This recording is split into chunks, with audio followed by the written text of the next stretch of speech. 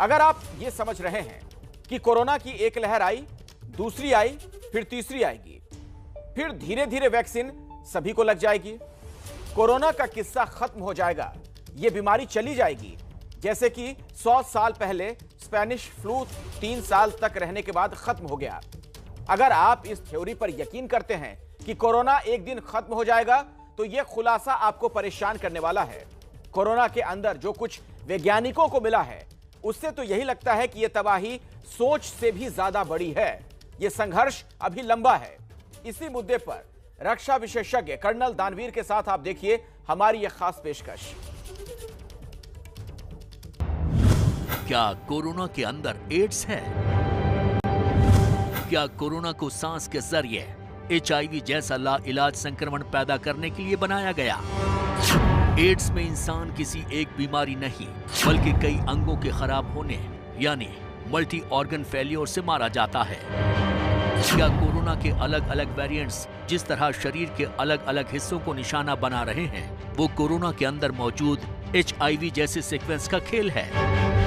America के virology lab में काम करने वाले 3 भारतीय वैज्ञानिकों ने हाल ही में ये पता लगा लिया था कि कोरोना के अंदर एड्स पैदा करने वाले वायरस के सीक्वेंस में मौजूद 4 हिस्से मौजूद हैं, जो इस बात की ओर इशारा करते हैं कि कोरोना के जीनोम के साथ एड्स वायरस के जीनोम को भी जोड़ने की कोशिश की गई।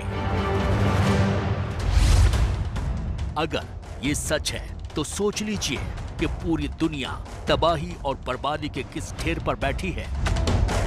इसी मुद्दे पर रक्षा विशेषज्ञ कर्नल दानवीर के साथ देखिए आज का नेशनल डायलॉग।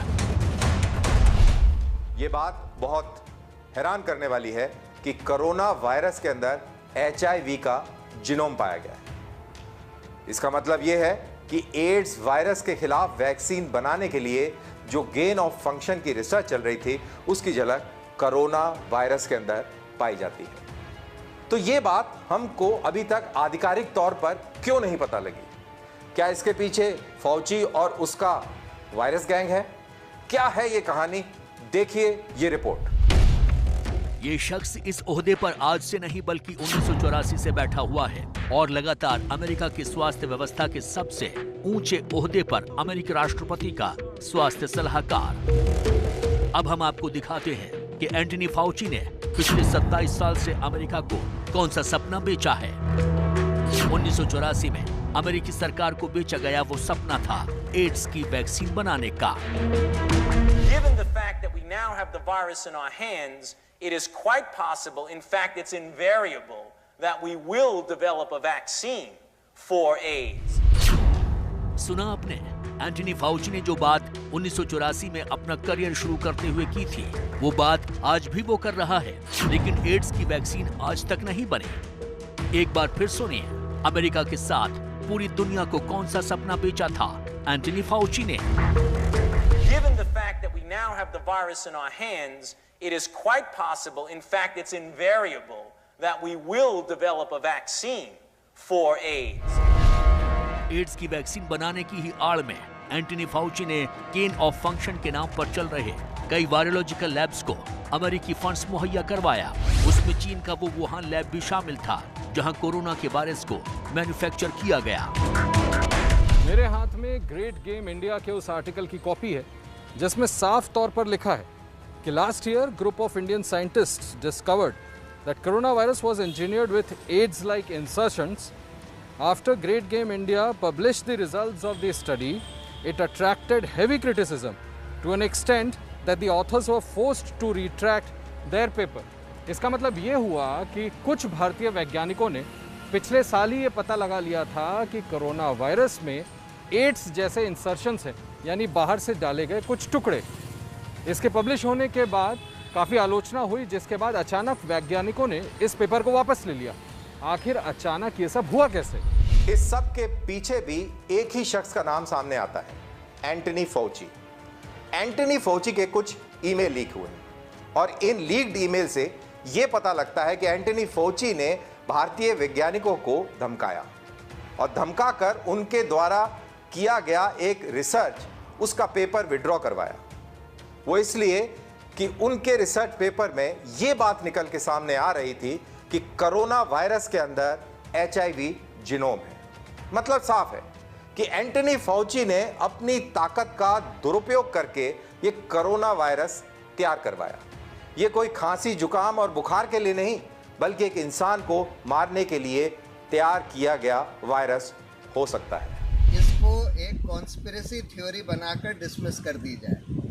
बाद में धीरे धीरे ये पता लगा कि डॉक्टर फाउची ने ही ये रिसर्च वुहान, चाइना में जहाँ ये वायरस ओरिजिनेट हुआ, वुहान के इंस्टीट्यूट ऑफ वायरोलॉजी में उसकी फंडिंग दी थी, एक दूसरे NGO के थ्रू, इको हेल्थ अलायंस के थ्रू, और डॉक्टर फाउची ने अमेरिका में कई लैब्स में गेन ऑफ फंक्शन रिसर्च की फंडिंग दी थी, जहां पर इस तरह के ज़्यादा इन्फेक्शस वायरस बनाए जा सकें, आर्टिफिशियली क्रिएट करे जा सकें।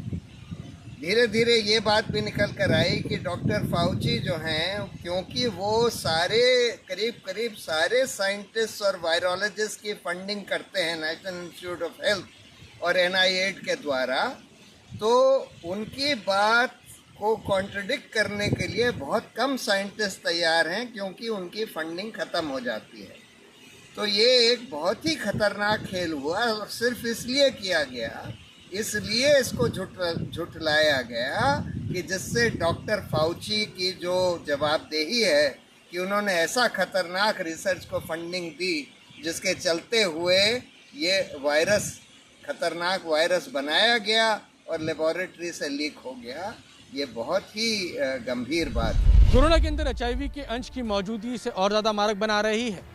आप अपने टीवी स्क्रीन पर देख सकते हैं कि कैसे ये दोनों वायरस हमारे शरीर पर अटैक कर रहे हैं। HIV जहां हमारे सेल्स के केंद्र तक जा पहुंचता है और एक एक कोशिकाओं को कब्जा कर लेता है, जबकि कोरोना केंद्र तक ना पहुंचकर चारों ओर बढ़ता है और एक एक कोशिकाओं को वैसा बना देता है। सबसे बड़ी बात यह है कि HIV का वैक्सीन तैयार करने के लिए एंटनी फाउची ने अमेरिका की जनता के लाखों करोड़ों रुपए जाया करवा दिए, और अभी भी अमेरिका इस वैक्सीन को तैयार करने से कोसों दूर है, और यही एंटनी फाउची की हताशा का कारण है।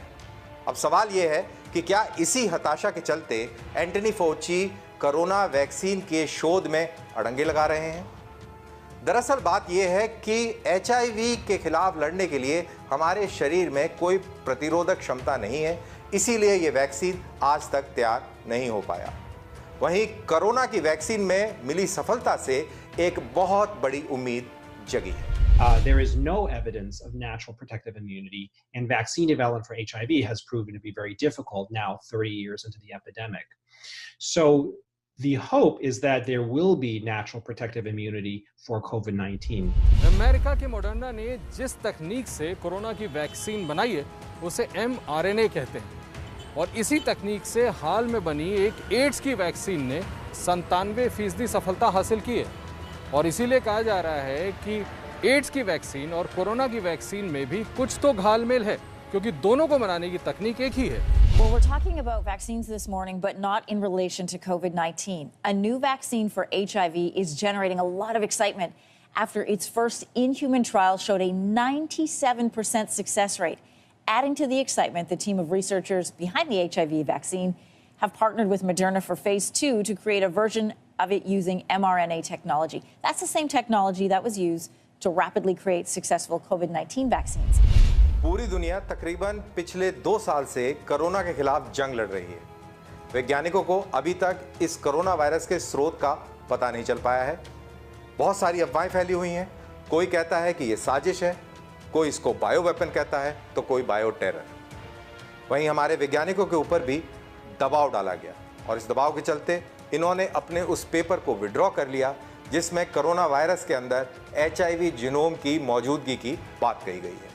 ऐसे में बहुत सारे सवाल उठे हैं, और हम भी मानवता से जुड़े सवाल उठा रहे हैं। इस मानवता से जुड़े हुए सवाल के साथ आप देखिए नेशनल डायलॉग का वो एंड नोट, और जानिए उस शख्स का नाम जिसकी वजह से इस खबर को ये आयाम मिला। ये है जगापति रायडू, हैदराबाद के रहने वाले। जगापति एक क्वालिफाइड इंजीनियर हैं, और इन्होंने सोशल मीडिया के जरिए #नेशनल डायलॉग का इस्तेमाल करके हम तक इस खबर को करने का आइडिया बताया, जिसके बाद हमने पड़ताल की, और सच्चाई की कसौटी पर तोलने के बाद आप तक पेश किया। नेशनल डायलॉग के इस आखिरी वचन को निभाते हुए आप दीजिए मुझे इजाजत। अगले हफ्ते फिर मुलाकात करेंगे किसी नए टॉपिक के साथ। तब तक के लिए जय हिंद।